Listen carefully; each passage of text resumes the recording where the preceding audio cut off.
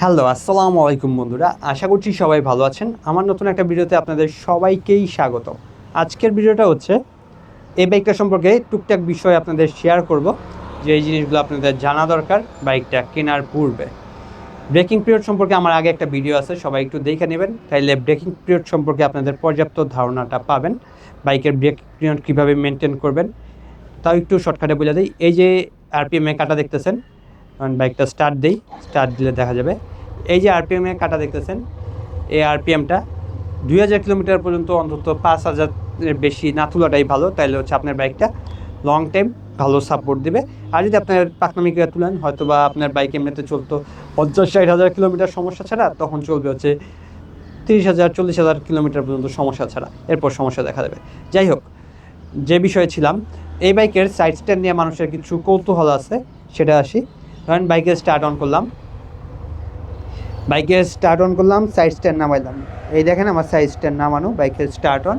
এইখানে সাইড স্ট্যান্ডের সিগন্যালও দিতেছে, দেখছেন? বাইক কিন্তু স্টার্ট অন আছে, আরপিএম আছে, এই দেখেন। এটা কিন্তু সাইড স্ট্যান্ড সেন্সর। যখন ধরেন আমি বাইকটা গিয়ারে দিলাম, বাইকটার সাথে সাথে স্টার্ট অফ হয়ে গেছে। এখন আমি যদি সারাদিনও চাপি, বাইকের স্টার্ট কিন্তু নিবে না। ধরেন আপনি 1 নাম্বার গিয়ার বাদ দিলাম, 2 নাম্বার গিয়ারে দিলাম, বাইক স্টার্ট নেবে না।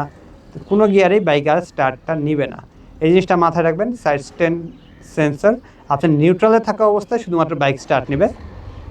বাইক স্টার্ট নিছে, নিউট্রাল বাদে আপনার সাইড স্ট্যান্ড সেন্সরে আপনার বাইক কিন্তু স্টার্ট হবে না। গিয়ারে দিলেই বাইকের স্টার্ট অফ হয়ে যাবে। এই ধরনের দিলাম, বাইকের স্টার্ট অফ হয়ে গেছে। এটা হচ্ছে বাইকের একটা সেফটি ফিচার বলতে পারেন। আরেকটা কথা, আপনাদের অনেকের হচ্ছে এবিএসের এই বাতিটা জ্বলে। বাইকের গতি যখন আপনার 5 কিলোমিটারের বেশি যাবে, তখন এটা অফ হয়ে যাবে আর এবিএসটা কাজ করা শুরু করবে। আর এই বাইকটা যারা নতুন চালাবেন, এবিএসের বাইক আগে চালান নাই বা আগে কম সিসির বাইক চালাইছেন, দেখবেন ব্রেকটা ধরলে একবারে জাপড়িয়া ধরে। আর এই বাইকের ক্ষেত্রে দেখবেন এরকম ধাক্কা ধরে। তার কারণ হচ্ছে এটাতে এবিএস ব্যবহার করে, সেই জন্য এরকম ব্রেক যখন ধরবেন একটু ঝাঁকির দিবে, হ্যান্ডেলবারে ঝাঁকির দিবে, ব্রেকটা আপনার ধরবে ছাড়বে, সেই জিনিসটা ফিল পাবেন এই বাইকের ক্ষেত্রে। তবে দামি যে বাইকগুলো আছে, যেগুলোতে আপনার এবিএস ব্যবহার করছে, অনেক দামি বাইক, ধরেন এই বাইকের চেয়ে ডাবল দামে যে বাইকগুলোতে এবিএস ব্যবহার করছে, ওগুলোতে যখন ব্রেক ধরবেন তখন কিন্তু আপনি ওই পরিমাণে ফিল পাবেন না ওই বাইকে এবিএস কাজ করতেছে। তবে এই বাইকে যখন আপনি ব্রেক ধরবেন, তখন হাড়ে ফিল পাবেন আপনার বাইকে এবিএস যে কাজ করতেছে। আরেকটা কথা এই বাইক সম্পর্কে, সেটা হচ্ছে অনেকের, ধরেন বাইকটা অফ করলাম, এখন বাইকটা অন করি, বাইকের এখানে ইঞ্জিন চেক লাইট জ্বলতেছে বা মেন ফাংশন লাইট জ্বলতেছে, বা যে লাইটটা জ্বলতেছে, এই বাতিটা জ্বলতেছে, এটা কিন্তু আপনার নিভা যাবে যখন বাইকটা স্টার্ট করবেন। বাইকটা স্টার্ট করার সাথে সাথে এই বাইকের এই বাতিটা নিভা যাবে।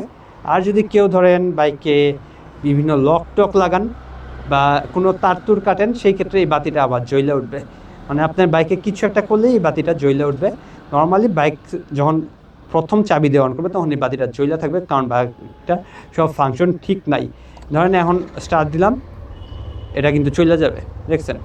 এগুলো নিয়েও কেউ কোনো টেনশন করবেন না, আরামসে বাইক কিনছেন, চালাইতে থাকেন, যখন সমস্যা হবে তখন সার্ভিস সেন্টারে নিয়ে যাবেন। ধন্যবাদ সবাইকে।